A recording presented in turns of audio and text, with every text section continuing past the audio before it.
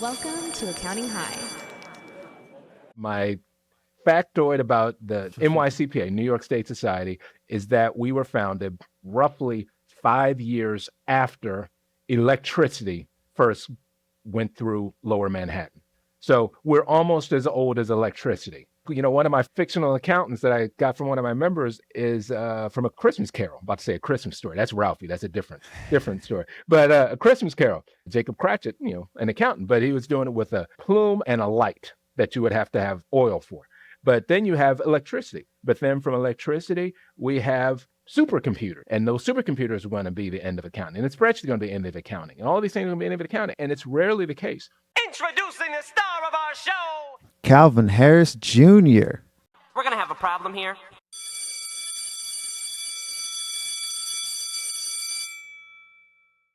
What's up, students? Class is in session, and I've got with me the CEO of the New York Society of CPAs. This is the oldest society in the book, the first ever state society of CPAs. We've got the CEO here with me, long time in the profession. You've been an accountant technically since 1992. Is that right, Calvin? Yeah. Calvin, can I call you CJ? Do I call you Cal? I called you Cal, and you've already been in one of my raps for our students. Yeah, I heard it.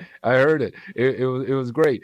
Well, Calvin's fine. Cal is fine. If you mispronounce it, it's Kevin. So it could be whatever you You've want. gotten Kevin before, I'm sure. Kelvin. Kelvin happens. If I hear any with a C or a K in the VIN, I'm going to probably turn my head. So I'll still catch it. So students, I get a little bit of demographic background that I'll just say that you can find on the internet for anybody. You're a graduate of Morehouse College. That's in Atlanta, Georgia. But you're originally from Maryland. Yeah. But you represent New York. You're New York State Society. Yeah. You've been there for a while. So I guess the first question I had is, because you got a lot of NFL teams around you, like Right. which team would you even go for in this case? You got New York Jets. You got the Giants. Yeah. Who All right. go for?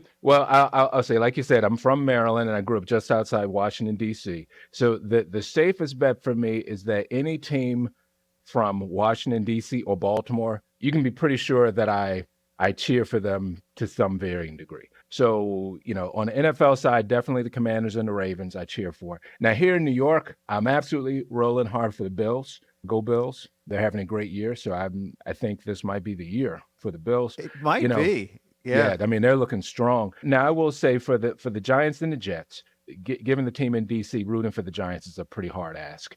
The Jets, I mean, they're the Jets. But I will say, with all love intended to my colleagues and friends in New Jersey, neither the Giants or the Jets play in New York. They do not. Yeah. So when it comes fair. to, I mean, they're right across the Hudson. You actually can very easily see the New York City skyline from the stadium. But here in New York, absolutely Bills. Bills for sure. Okay, that was a great answer for that too. Represent the full state to the fullest. You got to have a lot of heart to represent the Bills and to be, a diehard Bills. I just thought that you said Commanders and the Washington team, so we're just, we don't even need to mention Redskins anymore. That's just in the past. That's your heart. No, though. it's in the past. Yeah. Now let's really hear the story though, how you became an accountant, because you went straight to it.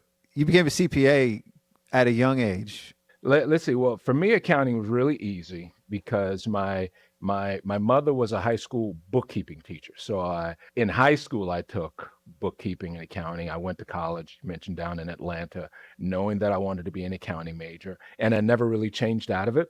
And as for being a CPA, the CPA part was something that was ingrained in me as well from even when I started looking at accounting, that CPA ends up being the standard. There are a lot of great credentials in there, and frankly, you can be very successful in accounting without being certified. But that was what I wanted to shoot for. So it's funny, as time of us recording, last Friday was my 27th anniversary as a CPA, which to me is a wild statement that I could be doing have 27 years of anything. I've been in the accounting profession for a pretty long time. That's 27 summers. Yeah, That's 27 summers. And when I was studying for the exam, at least one of those summers was taken by studying. But yeah, so yep, you said you take lot a of years. shot at CPA. You never took a shot at anything else, like never had aspirations to become an athlete or anything else besides a CPA? No, not really. I mean, if you asked me growing up what I wanted to do, in football, we were just talking about NFL. Football player was high on my list, and musician was high on my list. But it's funny, a lot of times you'll have parents that will say, "Oh, you should do this or do this job." I was always aware enough of where I really was, so in terms of Sure. skill. So it's like I was like, it was very clear to me that I was not a professional quality level athlete. I could work my butt off. I said, and I'm a pretty tall guy. I'm 6'4". I'm not small by any stretch, but I was like, this is not in the cards for me. Music, it was the same sort of thing. I love music. I mean, I have a saxophone tattoo on me along with a Wow. bunch of music Okay. notes. Yeah, I probably have more ink than the average CPA. Yeah, but I also knew I was a good musician, but I was never going to make a career out of it. So, but accounting I was good at and I enjoyed it. So And you could go pro in that. that I could go pro. I have been a pro for a good while now. Yeah. Yeah. You've also been an advocate for CPAs. Was that for a good while too? When did that start? Yeah, on many levels, because one of the great things about my job as CEO, so like here I'm essentially representing, all of the CPAs here in New York. But with New York being the oldest and the first, well, if you're the oldest, you usually are the first. But in the end, it just kind of makes it ends up being really important. But for me, the advocacy is important mainly because of what I've gotten out of it. I can think of just so many opportunities that have come my way simply because I've been in accounting, simply because I was a CPA. There are many things I've had the opportunity to do, including this job. I would have never dreamed of having that opportunity. So part of the reason I'm even so passionate about accounting and especially becoming a CPA is not just because I'm the CEO, but I'm a CPA myself and I know what it can do. And, truth be told, it's talking about 27 years. When I became a CPA 27 years ago, even then I didn't know all the opportunities are there. So it's a great career. It's a strong career. And even with so many of the amazing things happening in technology right now, what it's really doing is making accounting even more accessible for folks. So I'm an advocate because I think it's just a great career. But even beyond that, it's You're foundational. sort of a purebred, though. It was in your blood. Your Yeah. mom was doing it and Yep. pushing it on you. So Yep. it was like, Yep. Yep. and I get that. That's Yeah. that's a good sneaky way for parents to kind of encourage you, because I talked about not being good enough to be an athlete, or not good enough, in my opinion, to be a musician. But I did think about being a teacher. So Ah. that is true, because I didn't mention that one. Teaching was always high on my list. So Aren't you kind of a just, teacher now, though? Isn't that kind of huh, what you're doing in a way? I guess so. Yeah. In some cases, I will say one of the best parts of the job, I got to do it last week and the week before. I get to do it as often as possible, is anytime I get a chance to go into a classroom. Last week it was high school. The week before was a group of college students. So one of the most common things I end up posting in my social feed is me in a classroom, because I just really enjoy being there. Along with you in T-shirts too. I see a lot of those. Yeah, that I How do. did that start? See, funny enough, it started as a joke. So right around this time of this year. So now, it's recording right now. It's December 2024. And last year, I had this shirt. I think, in fact, I'm sure it's still in my feed. I think it said Santa's favorite accountant. And I don't even remember how I got it. I think somebody sent it to me as a joke, and I wore it somewhere, and I took a picture of it, and I thought it was funny. And then a friend of mine dared me to post it in my social feed. So, that sort of thing on Instagram or TikTok, X, no big deal. It's just a silly shirt. But the dare was to actually post it on LinkedIn, where we're supposedly being more professional and more stuff. So here I am, posing with a T-shirt, and I don't, you can't tell today because I have on a long sleeve shirt, but I've got basically a sleeve Of tattoos. Yeah. of tattoos on my left arm, and I've only got two. No, I've got three. I've only got three on my right arm, but my left arm is basically there. So it's not a typical visual for a CPA, let alone a CEO of Fair. CPAs. I've got this ink sleeve, and I've got a T-shirt, Santa's favorite accountant, and that was it. I didn't even post any message behind it, and it was like one of the most commented items I had done all year. And I was like, well, that's odd.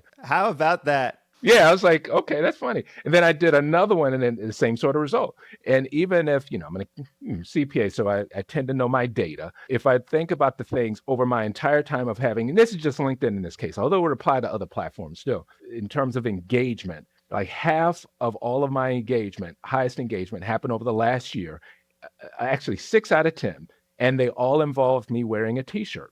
So what I do now, and I did it in my last one, anytime if there's a really important message I want to get out there, but want to be light about it, but still try to get my point across, I'll do it with a t-shirt on because it'll always get comment. I right now I'm in the winter in the holiday t-shirt mode, and I tend to post it every Thursday, every other Thursday if I forget. You accidentally crack the code on the social media. You got to be relatable, and that's what people do now. Their go-to is put a t-shirt on that's like going to draw attention or something like that. Take a pic, take a selfie, and then talk about something else in the post. Right. So you accidentally cracked that code. There you go. What did you end up doing first? What was your first foray in as a CPA? What was your first job, or what was your aspiration at that time? Well, I'll go before I was even a CPA because I was working in higher education at a college as a senior accountant, then became a controller when I actually got my license. There was like a little gap from the time I started. My start in was actually in public accounting. I was at Arthur Andersen back when they still existed. Funny enough, this wasn't planned, but I have my official Arthur Andersen slinky from 1992 still in my office. I've been carrying around a 30-plus-year-old slinky because when your firm goes under, you only have so many things. It's like something. It's a totem. It's like sort of your memorabilia too. Yeah. Yep. Yeah. So it's a piece of memorabilia. But yeah, I started there and I did auditing, which I enjoyed auditing because you get to go to different organizations, different companies, and kind of see what they are. In the end, I learned that I prefer being behind a desk doing one job more than anything else. But yeah, I started as an auditor. Were you in Atlanta at the time? I was actually in Baltimore. I originally was going to be in the Atlanta office of Arthur Andersen. My college, Morehouse, is in Atlanta. I interviewed out of the Atlanta. I was going to be there. And at the very last minute, and last minute to the point of it probably wasn't very professional, but they rode with it. I made a last minute request to be interviewed out of Baltimore.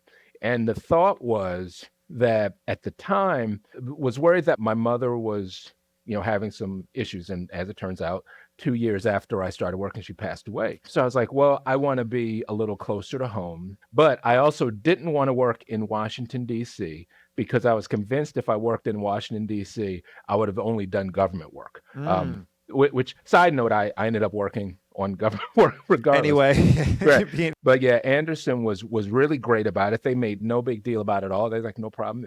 If Baltimore has, room, because, they have allocated slots. So if Baltimore has room, we'll move you up there. And it was really, really straightforward. Getting out of that, what did you end up doing next after Arthur Andersen? Oh, shoot. Well, look, I ended up working for a regional firm for less than a year because I ended up ultimately going to a client of mine, which was Morgan State University, Morgan State in Baltimore, Maryland. I ultimately became the acting controller. So I was the acting controller, the person in charge of, basically the day-to-day accounting for the entire college.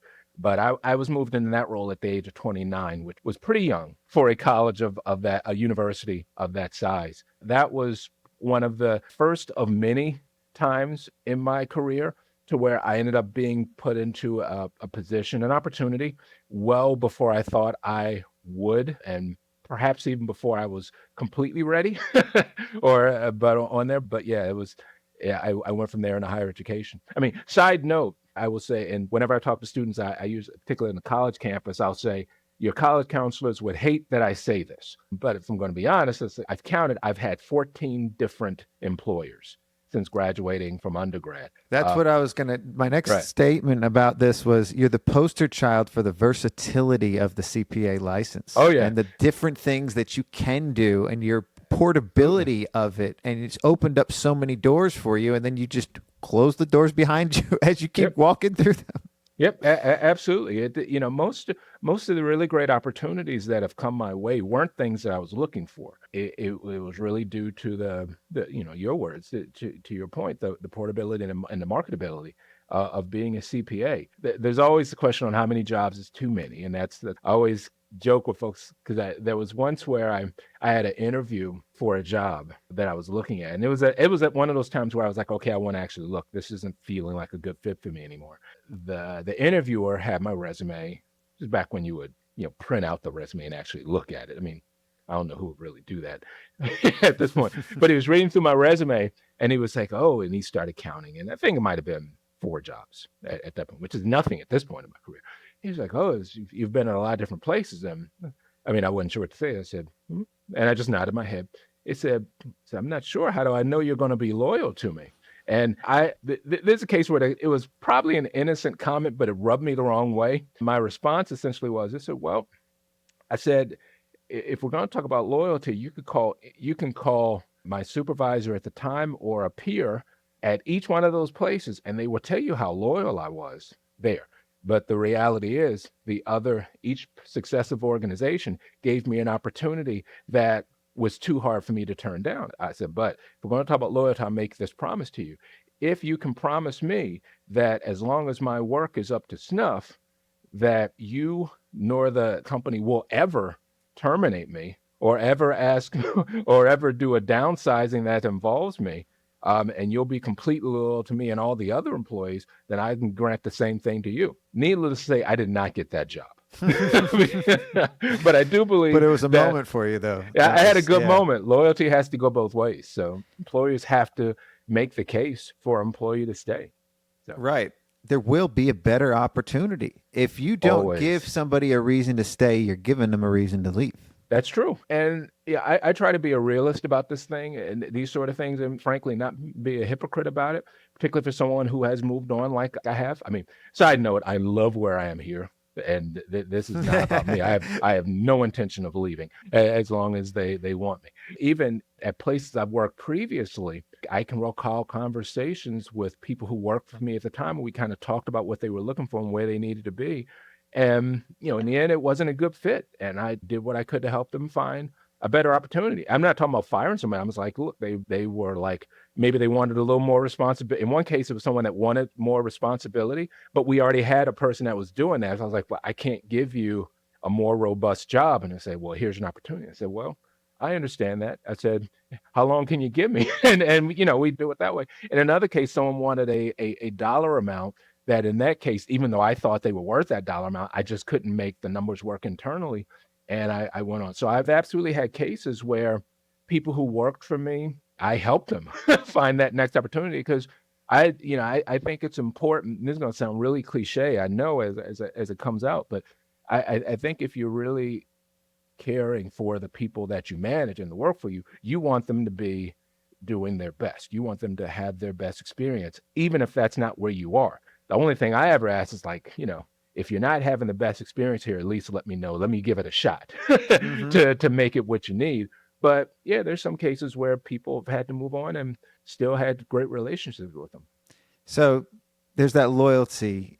For you, you don't even have one loyalty to a football team, right? And then your jobs, you've worked at 14 different places. And of course, you're loyal to the New York Society now, but I think there's one common thread of loyalty for you that I've seen so far, and that's to the CPA. Oh, yeah. Yeah. No doubt. I will say I am... maybe to that saxophone, too.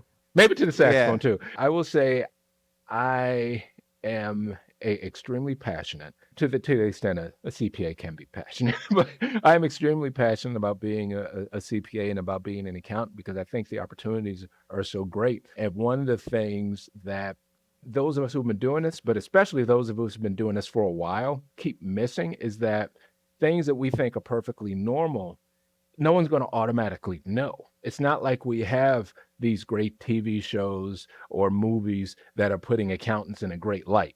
I for a while will be putting up, these fictional accountants, and there's some great stories out there that involve accountants, but usually they involve some sort of criminality. You got Marty Bird at Ozark, great forensic accountant, essentially. The FBI, I can't remember her name, who was chasing her. She was a forensic accountant. You've got, Skylar White from Breaking Bad, amazing show.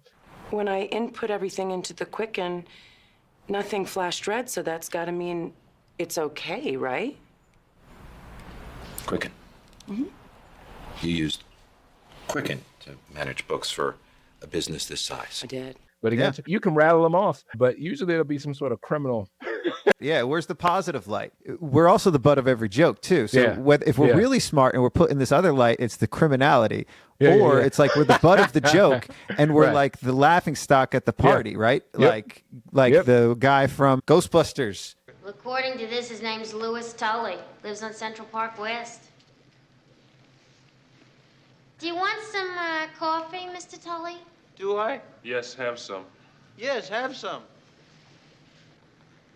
You know, Oh, the yeah. accountant. Yep, he was an accountant. I haven't profiled him yet because I was trying to think about a way to not make him look too bad. But one of my favorite shows, at least as a comedy, was The Office, at least the U.S. version. And you've got three accountants that are constantly the butt of the joke. Oh, yeah. Also, about budget stuff. I'm going to need you to find like a full employee salary plus benefits, like 50 grand. But we don't keep two sets of books. Well, that's not what I'm saying. Just, find it. Pretend that your jobs depend on it. Well, I looked through all the budgets, and there is one department. Yes. That has 3 people. Yeah. Doing the work that could be done by 2. This is great. Oh. Yeah. Oh. Yeah, it's hard finding somewhere in between where it's just a normal person having a great life. So when you talk to students or when you talk about the profession like this, how do you separate the real from fiction in accounting? Yeah, no, that's tough. In a lot of cases, I'll just, try to say it in a joking way. You're not going to find too many great stories involving an accountant as the hero. What about Shawshank Redemption? The following April, Andy did tax returns for half the guards at Shawshank. Year after that, he did them all, including the wardens. Year after that, they rescheduled the start of the intramural season to coincide with tax season. The guards on the opposing teams all remembered to bring their W-2s. So Moresby Prison issued you your gun, but you actually had to pay for it. Damn right, the holster too. See, that's tax deductible. You can write that off. Oh, well, there you go. Of course, even for Andy Dufresne to get there, he ended up doing a bunch of shady stuff. Yep. So you still start there, and you end with your arms in the air on and say Quantaneo. Covered in garbage. Yeah. Andy crawled to freedom through 500 yards of smelling foulness I can't even imagine. But when I talk to students, what I try to do is to get ahead of what I know they're hearing. I know they're hearing that accounting is boring.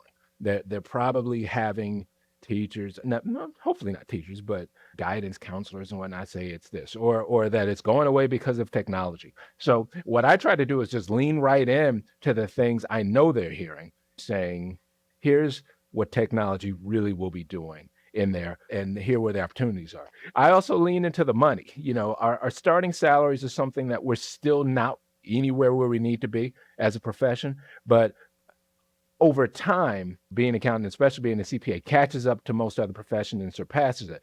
But it's hard to convince a teenager to think about what their money will be when they're in their 30s or 40s and beyond. I mean, who thinks that? No one's going to think that way.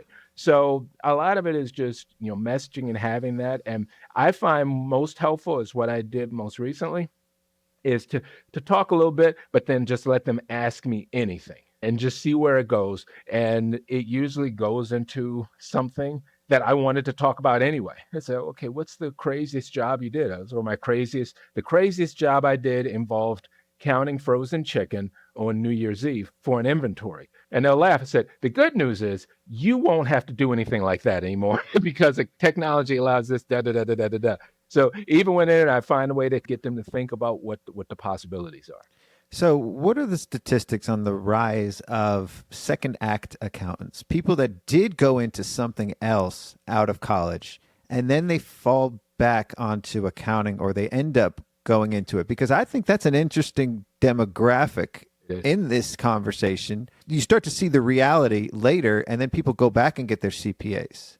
Are we I think- ignoring them in this conversation? I think you're really onto something, though. I really think we're not paying nearly enough attention to them. One of the things that you have any conversation with a bunch of accountants, especially a bunch of CPAs, any period of time, and the word pipeline will come up, essentially from school all the way through getting them in the career. We talk, rightfully so, about how important it is to get students involved. I mean, heck, I was just talking about students and student engagement. So we naturally think about the people who are coming in. What we don't pay nearly enough attention to, though, are the people in the in-between area, because what you'll more often hear about are there are not enough younger people coming into accounting. That's true.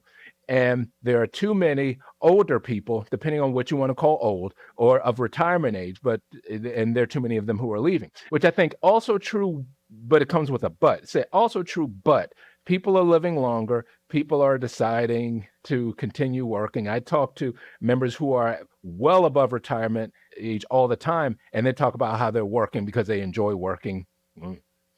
Take that for what it's worth. That's how much they love That's what they accounting. say. Or they're doing all these other things. The part on the back end is a real thing, but that does have some caveats. But in the middle, we don't talk nearly about. And those are people who, for whatever reason, started in accounting, just don't like it, they leave. Now, accounting is not for everybody. It's like anything else, any career. So, okay, someone starts in there, they don't end up there. I know tons of people who were going to be pre-med, including some accountants, and they're like, oh, I don't like this. I don't like being in this room a lot, or I feel a little nauseous, and I move over. So I think that's the same sort of thing about those second career people like you're talking about. We don't pay nearly enough attention to them. Admittedly, the accounting profession, whether you're talking about an accounting firm or most office environments, we're set up very well for someone coming right into the profession early. Someone in their early 20s, fresh out of college, whether it's undergrad or master's, what have you. We're set up very well for that. You start at this level, then you go to this level, then you go to this level, you work your way up. We're not that great if someone's coming in, okay, I'm coming in at, let's say, 40. Your mileage may vary in terms of whether it's young or old, but whatever. But let's say you're coming in at 40. We're not set up very well for that, because someone coming at 40, irrespective of age, they may not belong at that lower level. Maybe they don't have all the accounting experience, but there is a lot of value in just experience in other professions that can be very helpful here. So we're not really set up terribly well for that person. Beyond not really having a great feel for the numbers, we're not really doing much marketing toward that group at all, at least not from what I've seen. Right. And we're trying to market to kids who perceive this as boring. That's the problem that most state societies have. Is they see it as a boring career. We get made fun of, like, as far as, like I said, in movies and things like that.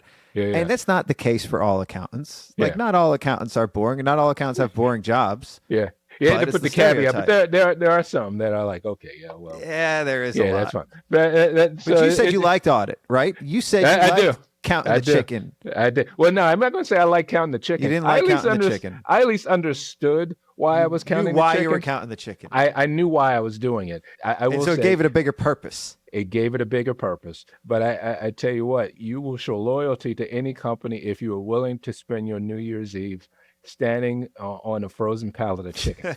so that's loyalty. That's loyalty. Yeah, particularly when you're a vegetarian. You're a vegetarian?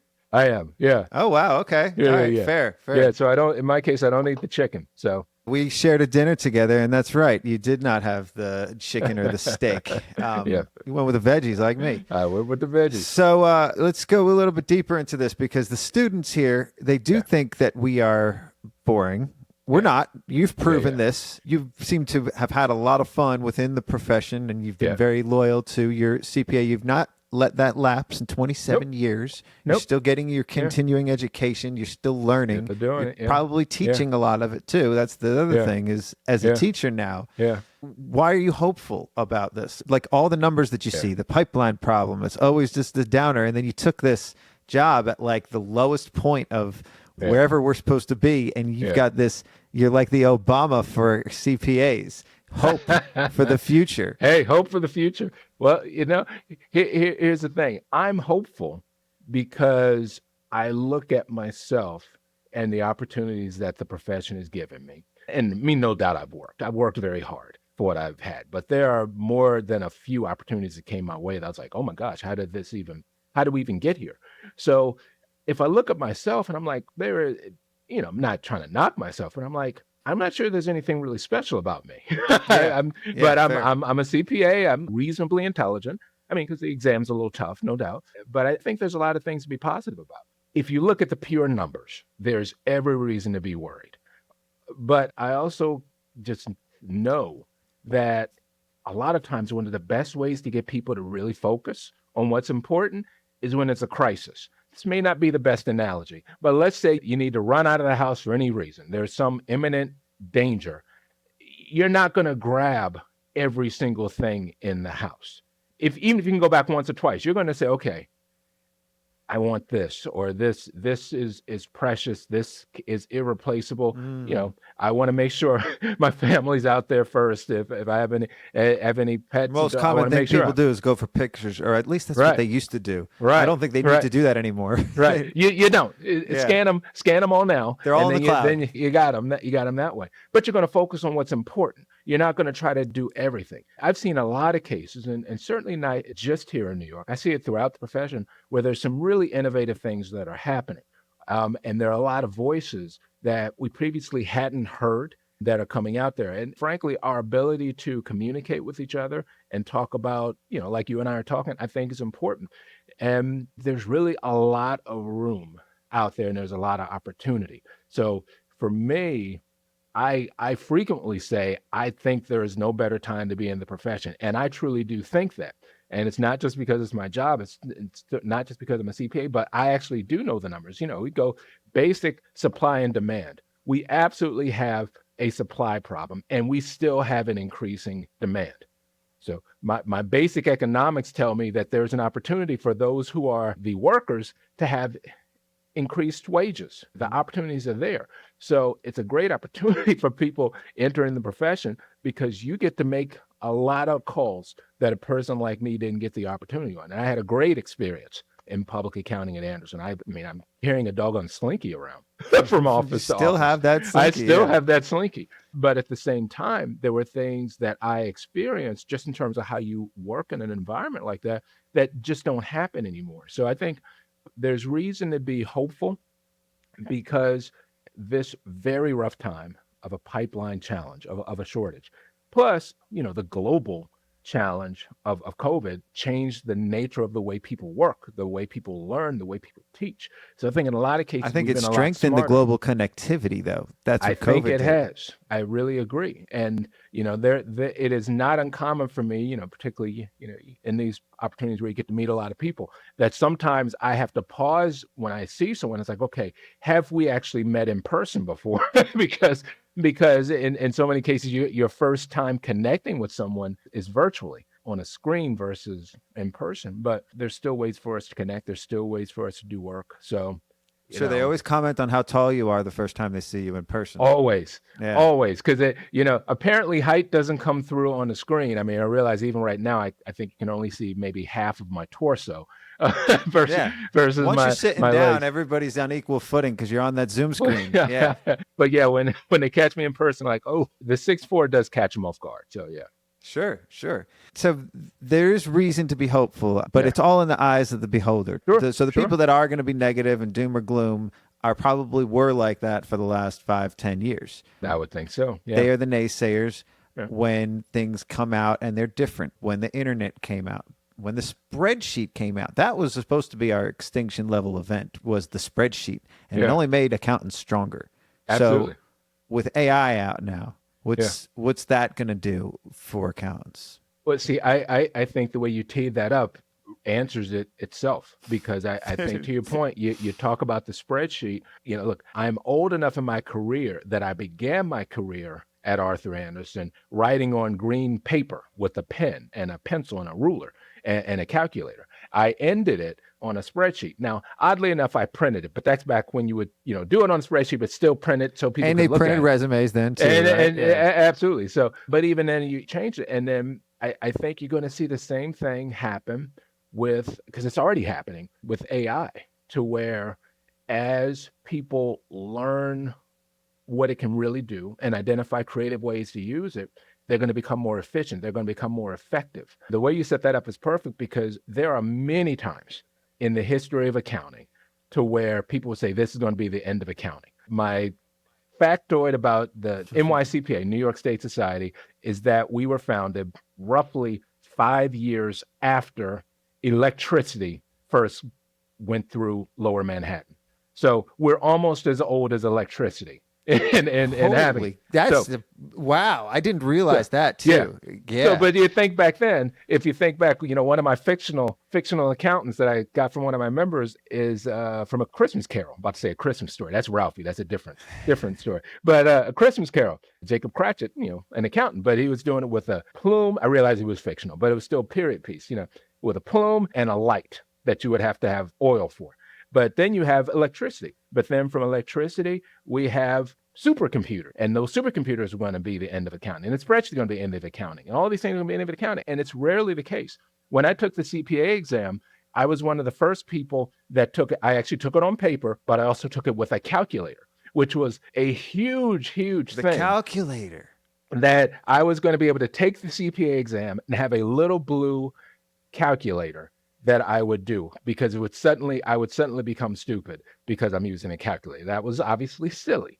And now we look back on that now and we say silly, but it's the same type of reactions toward the next thing. And that next thing now that we're experiencing in real time is AI. Yep. And that's why that's part of why the younger accountants, younger CPAs are in a better position, because even you if were in a better position because you had the calculator. Right. I was in your hand. And they'll be in a better position because of AI, but they also won't be encumbered by, unintentional accounting term, but they won't be encumbered by the way things used to be, because they'll say, this is what I know. I've always had a mini computer called a mobile phone in my pocket. I've always had that. Why would I not have that now? Well, we've always had calculators. Now we have the calculators for words. So we have our calculator that we can be more loquacious. And that has been our issue as accountants, is we have trouble communicating with clients and with people. That's also why people make fun of us in the movies. And we're like, we got our red stapler and things like that. I don't think he was an accountant, but whatever. He might as well have been, though. Might as well have been. Put us in the back room. My office is staple free right here. I'm not even sure where I have them. I'm looking as I say this. I don't have a pen anywhere in the line of sight. So if I actually needed to sign something, I wouldn't be able to do it like this. So nobody has those things anymore. We've evolved, and now we have a calculator for words. So on one side, we got our blue calculator that we are taking with the exam. Imagine the day that people can take the exam with ChatGPT too. And use both.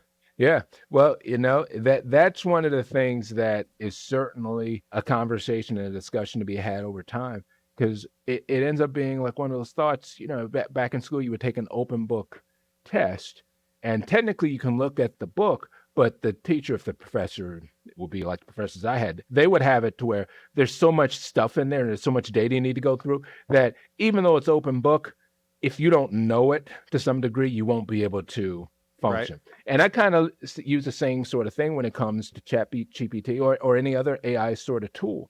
There is still a knowledge that you have to have, and that AI tool will help you be more effective and more efficient and moving forward what you already know.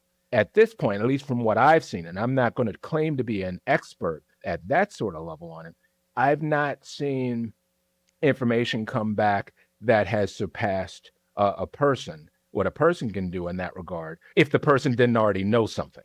But I can even think if I wanted to, write and I have done this, so I'll own up on this. Person asked me for a recommendation letter, and they told me the thoughts that I asked them, okay, what exactly do you want me to say? And I made sure with things I would actually say.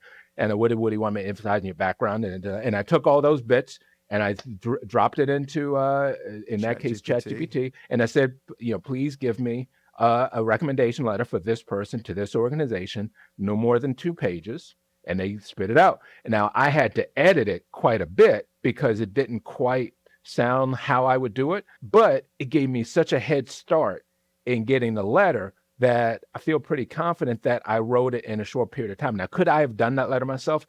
Obviously, I could have. And I also knew how I wanted to sound certain things. Or it probably saved you hours. It absolutely saved me You would time. have done the same letter at the end of the day, but you got past all of the beginning stages of writing is what it allowed. It enabled you to Right. do. And now you can take on more of those letters too. Same thing with my Absolutely. daughter's college essay.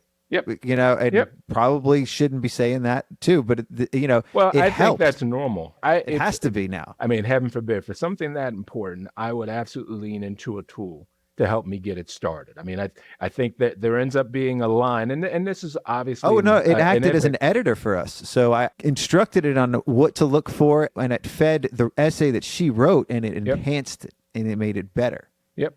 So it was really cool. Like just the things that you can enable to do. So we had to fire a client this year at our firm. And I believe we used GPT to create the script to write for the email, to send the email. Yeah. Hey, and there you go. And in that case, it was like, okay, get to the point, make sure the information's out there. But I think that's Take smart. some of the emotion out of it, but I feel like it could make us accountants better communicators, more loquacious, as I said, because AI spits out some very big words and things, but it also, well, I don't know. I guess everybody has their own opinion on it. Yeah, well, look, I am optimistic, and I actually am a fan of AI and technology. I mean, like I may have said, is in my mind, well, if a student asks me about it, will it take away the jobs? And that's where I usually push back. So I just don't see us anywhere near a point where. Well, you said the supply and AI demand, right? Right. So supply and demand. We already have a huge supply. If it's going to take some of that, fine. We still got the supply. We still have it. We absolutely still have it. Now, I think it'll clearly change. I mean, it's already doing that. It'll continue to change accounting. I think it'll make it more efficient, more effective. But I think, because it just consistently happens, when there's a new technology or a new approach, there will be someone, and it's often that younger person, that will identify, okay, here's a new way for me to leverage this to make it even bigger. I end up really hopeful because I think the opportunities are still just as amazing as they've ever been. Yeah, yeah. So you got kids? I have a stepson at home. Yes, Stepson, indeed. is he going into accounting? I seriously doubt it. So latest he said, I think engineering might be winning out. I will say from watching him, he's extraordinarily smart. I think he would make a fantastic accountant if he was interested in it, but I can absolutely see how he would be an exceptional engineer. He's also a great artist. I talked about how I knew I wasn't good enough to be a professional musician. They're called starving artists for a reason. Yeah, so that's why you didn't do it. You wanted to make some money. But I will tell you, he's got some exceptional artistic skill as well. So he's one of those people, and I mean, gosh, this is the sort of thing that a person, when you got that younger one at home, where you're undoubtedly biased, but if pretty convinced he could do whatever he chose to do and be pretty successcul at it. Would you encourage him to go into music instead of trying to make some money? No. No, okay, Nope. okay. So that was even because I'm saying, would you take your own advice? Because that was the advice you gave yourself, was get a tattoo of it, but let's not try to make this the thing. Yeah, exactly. So, because look, I never had the conversation on music versus accounting with my mother and father, and it never even occurred to me because I knew. I was like, for a brief period of time, I was going to minor in music. I mean, that's how much I liked it and appreciate it. I mean, my musical tastes go. There's really no music genre that I dislike. It's just some I like more than others. I couldn't stick with it because I was like, it's not even putting myself down. It's just like being self-aware. It's like, this person is exceptional.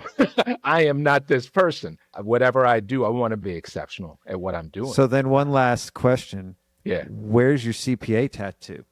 I'd say the main CPA tattoo is one that's here, which is Okay. an old school abacus or abacus. And on it, I have Or abacus. I honestly don't know which way. I I've think heard it's it both abacus. ways. Yeah. That's what I thought too. But then Yeah. someone once said abacus. I was like, I No, don't think that's right. One But- time. Yeah. No, Right, no. but okay, so let's go abacus. But so it's an abacus on it, and it says CPA, and it says MD for Maryland. That's where my first license was from, and NY on there. Now the funny thing is, it said NY just when I had gotten my certificate here as well. But Mhm. yeah, Okay. So you added the NY then. yeah, Right. All So- right. and even on my college ring, even though it says CPA on here now, someone who wants to be real picky said, well, Now, this is not from college. I actually got this like at my 10-year review union. Sure. I was like, oh, let me get a ring finally. And I was a CPA at that point. I was like, CPA? I said, well, you weren't a CPA when you were in college. I said, well, if I didn't go to college, I wouldn't be a CPA. So I'm putting it in. I don't care. It's my ring. We don't need the technicality. Yeah. Right, Remember, right. it's just You're like the abacus or however they said it. Let them say it that way, right? Say it that way. Whatever works for you, we're going to go with it. Did you get your tattoo before Byron Patrick got his or after? You guys are both kind of Maryland, right? Yeah. His is the Maryland flag behind it, too. His is hardcore, though, because he is the first person that I know got one as a CPA and actually I guess you showed had it to off. do it after he did then. Yeah, but he beat me by quite a few years. Now, I will say I am pretty confident I have way more because, you know, once I was in, and it was like I ended up, my first one was in Georgetown in Washington, D.C. My first 3 were there.